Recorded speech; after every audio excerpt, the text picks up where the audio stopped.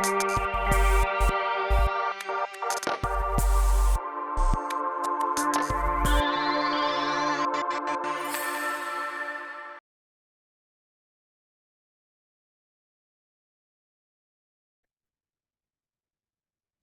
please welcome Dr. Dan Gribbin.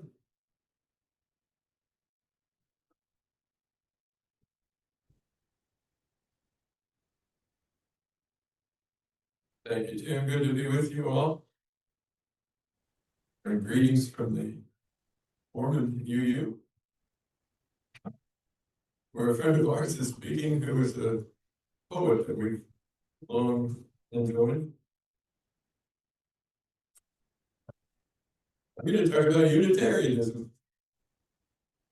In the year 1961, in the month of May, long before anyone in this room was born, I'm sure, two religious organizations collided. Two religious organizations consolidated. And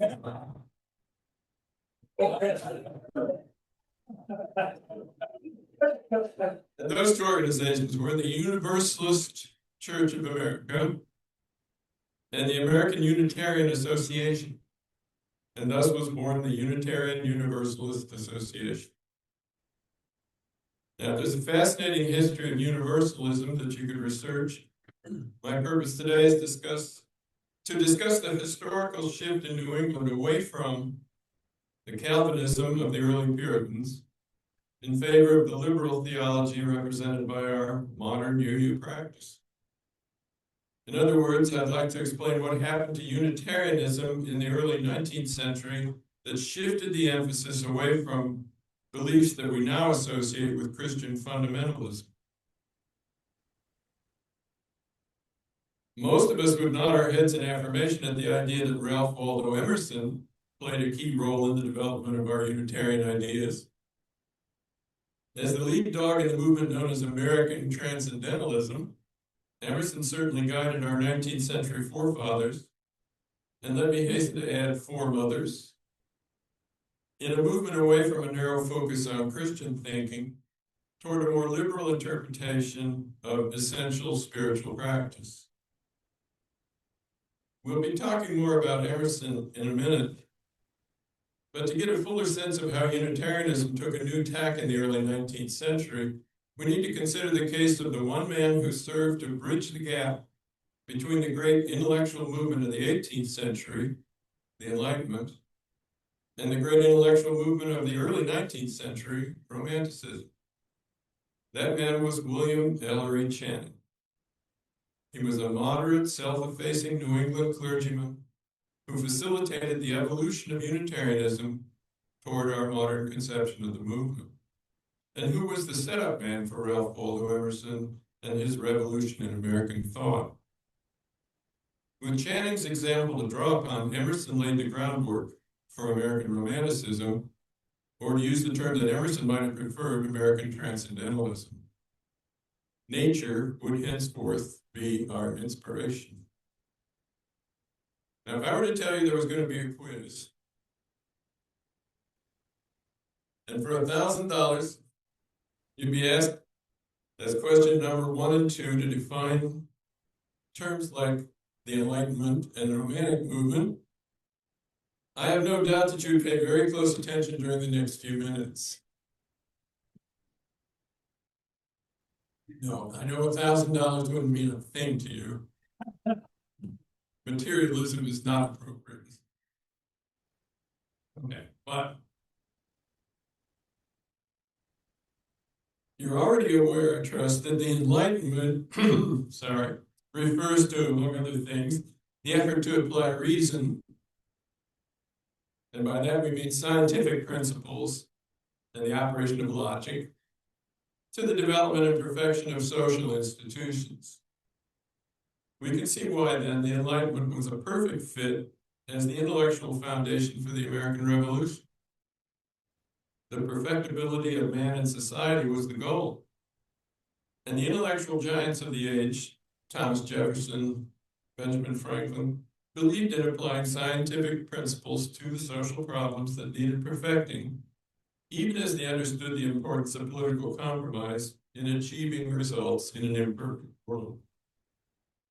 But in the Enlightenment, the idea was that reason would be our guide.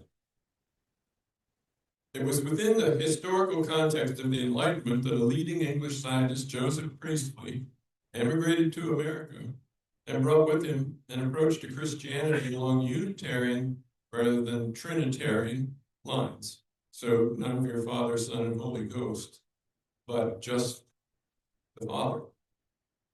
Now, it so happened that among the congregational Christian churches in New England, there were some congregations that accepted ministers who preached this Unitarian doctrine. In particular, the idea of applying rational scientific principles to the study of scriptures. There were other congregations which regarded these ideas as anathema, and thus was born what is called the Great Unitarian Controversy. More about this little intellectual Donnybrook later. Meanwhile, back in Europe, the pendulum, which had swung so far in the direction of applying reason to social issues, was beginning by the 1780s to swing back in the other direction. Many thinkers were touting the importance of intuition, an emotional, even mystical sort of knowledge that regarded reason as well suited to certain tasks, but which held that there were important currents of life which flowed in regions beyond the reach of reason. This emphasis on intuition was the basis of the Romantic Revolution in Western thought. Ralph Waldo Emerson was in touch with these ideas not simply through reading, but also through traveling in Europe in the 1830s for personal conversations with European thinkers, including Thomas Carlyle and Samuel Taylor Coleridge. The essence of this intuitive romantic thinking can be summed up in three words: individualism, as opposed to social emphasis on the individual, imagination, and nature. And the greatest of these is nature, I would say, at least insofar as we're studying American Romanticism. Now, from our perspective in 2025, 2 centuries after this early ferment of Romantic thinking in New England, it's easy to see how these ideas appealed to the American psyche. Facing the vastness of this continent, Americans have often resorted to a rugged individualism. Moreover, acting intuitively, they exercised imagination and a spiritual response to their beautiful natural surroundings. But in the New England of the 1820s and 30s, intuition and imagination could be fighting words, especially among congregations that held to a conservative approach to Unitarian thought.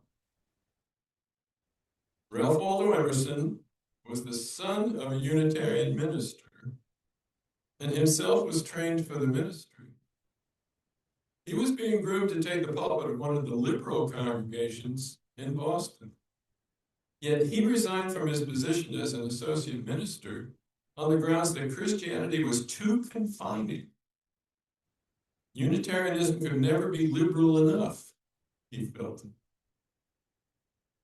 He would publish in 1836 a book simply called Nature, which would include in its introductory paragraph these words, which probably would have given the average Unitarian churchgoer a serious case of intellectual indigestion. He said, "The foregoing generations beheld God and nature face to face. We through their eyes. Why should not we also enjoy an original relation to the universe? Why should not we have a poetry and a philosophy of insight, not of tradition, a religion by revelation to us, not the history of theirs? Embosomed for a season in nature, whose floods of life stream around and through us, and invite us by the powers they supply to action proportioned to nature, why should we grope among the dry bones of the past? The sun shines today also. There is more wool and flax in the fields. There are new lands, new men, I'm sure he meant new women as well. New thoughts. Let us demand our own works and laws of worship. These ideas hardly seem incendiary today, but they were revolutionary in the New England of the 1830s. And to understand the seeds of intellectual revolution that were sown in the mind of the early Emerson, we really need to turn to William Ellery Channing, the Unitarian minister that I mentioned earlier, and whose words we read in unison today, who became Emerson's trusted friend and mentor, and whose influence on the whole of subsequent American thought cannot be overstated. A quiet reformer who never courted controversy, Channing nevertheless became the spokesman for a more liberal and therefore controversial interpretation of Unitarian principles. He played the role of the moderate in the aforementioned Unitarian controversy, but that moderate position still subjected him to considerable heat for advocating a new interpretation of the relationship between God and humankind. In 1819, he delivered a 3-hour sermon entitled Unitarian Christianity, which, while it doesn't exactly make scintillating reading today, and I say this from direct experience, I remember where I was sitting reading. He clearly established the central issues that led to some congregational churches banning liberal Unitarian ministers like Channing from their pulpits. Channing devotes a good deal of attention in that sermon to debunking the Calvinist idea of limited atonement, the notion that God would pick favorites, that only certain people were eligible for salvation. He then goes on to emphasize that Christ is offered to us in the Gospels as a role model, not a God to be worshipped in his own right.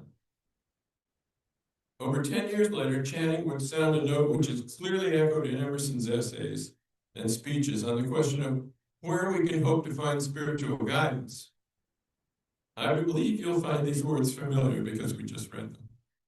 I call that mind free which jealously guards its intellectual rights and powers. So he was talking about the individual. I jealously guard my rights and powers, which calls no man master. I'm my own master, which does not content itself with a passive or hereditary faith. I dig for my own, which opens itself to light whencesoever it may come, not just the Bible, which receives new truth as an angel from heaven, which, while consulting others, inquires still more of the oracle within itself. So in Channing's view, we begin to understand God when we look within ourselves. And we do so, as he emphasizes, with a free mind. In other words, free will. We might pause for a moment to note that what's called the Great Awakening is a religious revival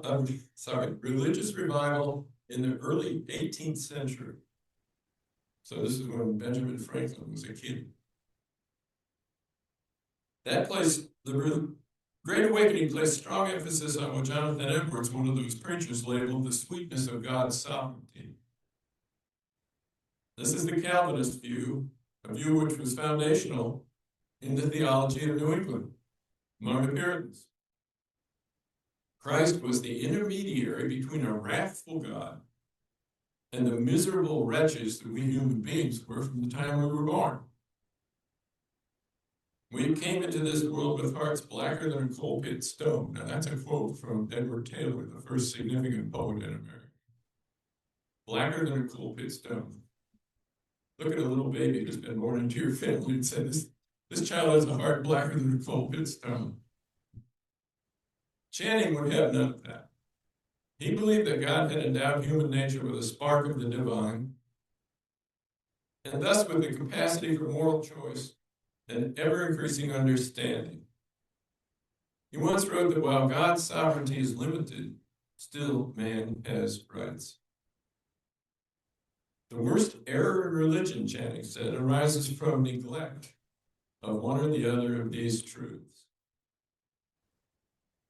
Well, Channing clearly inspired Ralph Waldo Emerson's thinking on the subject of how we perceive the truth, how we refine our spiritual vision, that whole lifelong process. Not to mention his emphasis on the worthiness of all people, regardless of skin color or gender.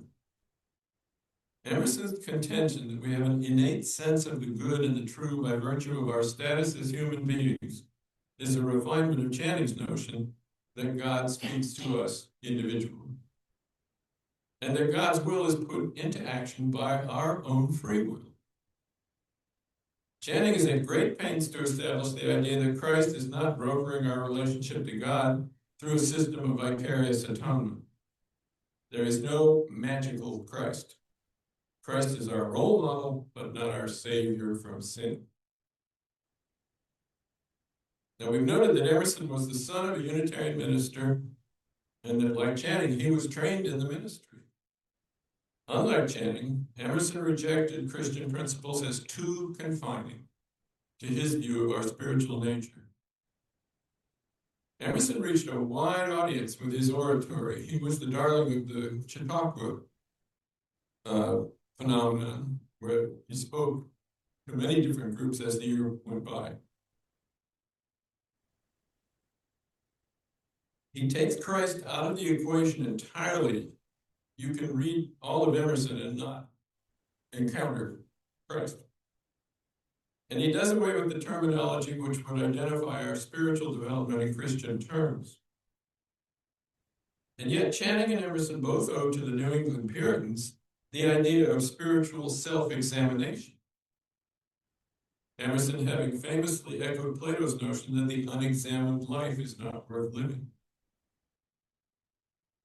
Channing generated considerable controversy, as you can imagine, when he described the Bible as merely a source and not the source of revelation about God's relationship to humankind.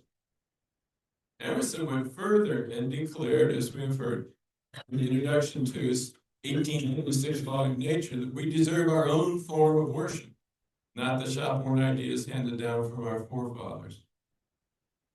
If, as Emerson concluded, the spirit of life flows through all things, we should be looking to nature for symbols of eternal truth, not the Old Testament, not even the New Testament.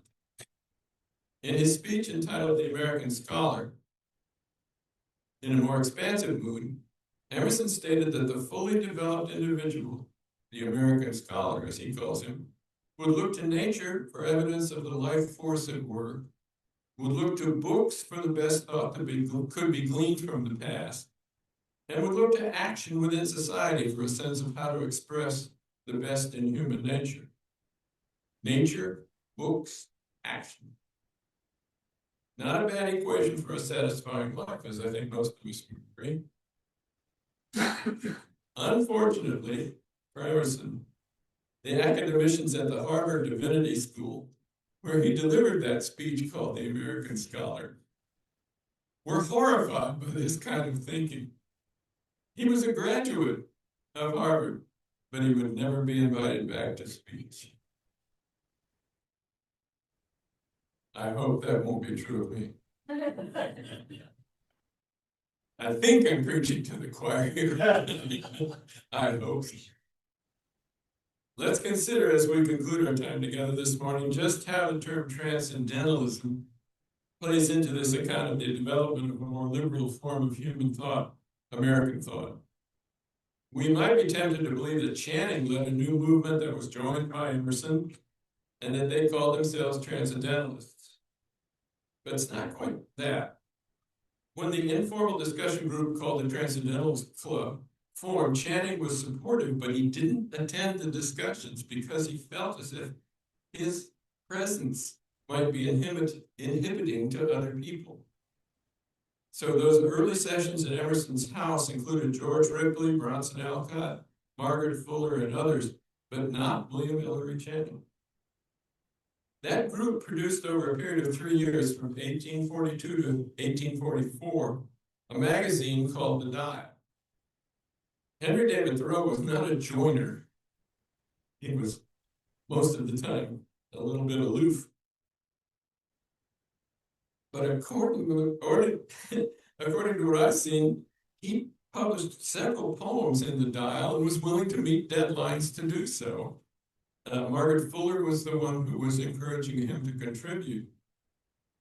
And when he was out at Walden Pond, that period that he built his own cabin out there and so on followed immediately upon this period when the Dial was being published. So their little club and then the publication kind of led to what Thoreau did in moving to Walden and eventually writing about it. So this was a period of fertile sharing of liberal ideas in and around Concord, Massachusetts. Margaret Fuller, whose life was tragically cut short by a shipwreck as she and her Italian husband were returning to America, she would forcefully, in the Dial, write on the subject of women's equality with men, both as thinkers and as potential contributors to society. She had a bone to pick with Emerson, however. Emerson came to believe in intuition as the bit of the divine within all of us, the basis for our efforts to get at truth about ourselves and the universe. Margaret Fuller believed that Emerson over-intellectualized the process of studying nature and studying consciousness, over-intellectualized it to the detriment of his art. She wanted him to write more poetry, I think, as much as anything. She's said to have lectured him for hours on the need to cultivate his intuition, to step out of his mind and his tedious attempts to learn the universe by thought alone. That's a quote. Now, Thoreau obviously agreed with Fuller that to be unconscious of the process of the mind is to pursue life's deeper truths in the most desirable, spontaneous fashion. Just live it. Don't try to think it. In Emerson's defense, he always intended to be up close and personal in the study of nature. On his all-important European trip, he visited the Jardin des Plantes in Paris, an incredibly vast repository of information about natural history, with an equally impressive collection of plants from around the world. Mark and I just visited it for the first time a month ago. It's quite a place. They charged a lot to go into the hothouse where all the plants were. We paid a little bit to go into the zoo. Personal preference.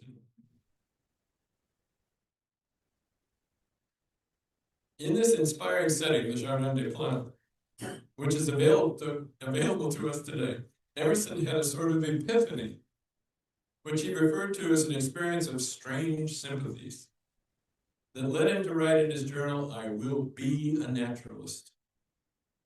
He would later write, "I believe in the existence of the material world as the expression of the spiritual or the real." And with Thoreau become the thoroughgoing naturalist, giving us a much more concrete sense of how nature can act as our symbolic window on the world of the spirit. But Emerson can be credited with framing the challenge for the likes of Thoreau and Fuller and Whitman and us. The challenge of finding a way toward that mystical encounter with the infinite in the immediacy of the life around us. Those of us who studied the writing and thought of the 19th century in America have come to marvel at the idea that Emerson actually traveled to New York City to meet Walt Whitman.